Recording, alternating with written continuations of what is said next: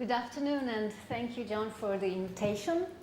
I'm going to speak about a huge problem in Slovenia, which is alcohol consumption and harm related to alcohol consumption, especially among young people.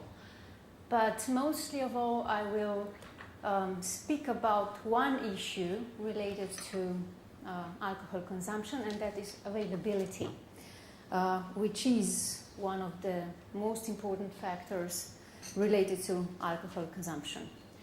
So Slovenia is a small, tiny country, only 2 million inhabitants, although it looks like we share lust for alcohol, big need for alcohol.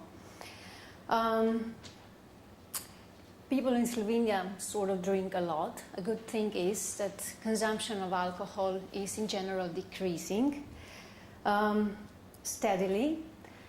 The bad thing is that the alcohol consumption is steadily increasing among young people.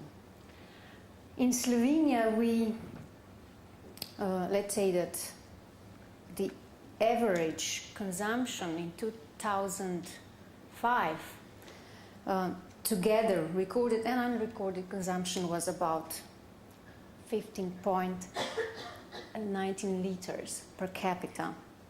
This is almost 2 liters more than in UK.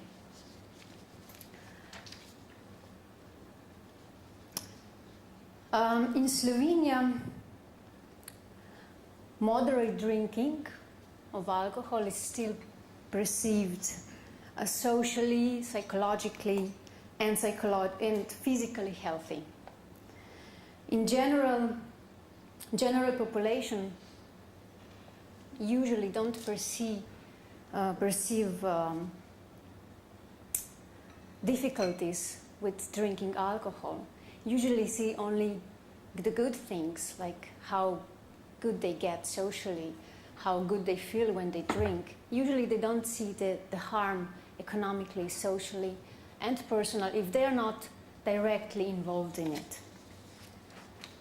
The strange thing is that Slovenia is very regulated in relation to alcohol. And WHO said that the existence of explicit and articulated national policies on alcohol is an indicator of the level of a country's commitment to reducing harmful use of alcohol. So according to this statement, Slovenia is very determined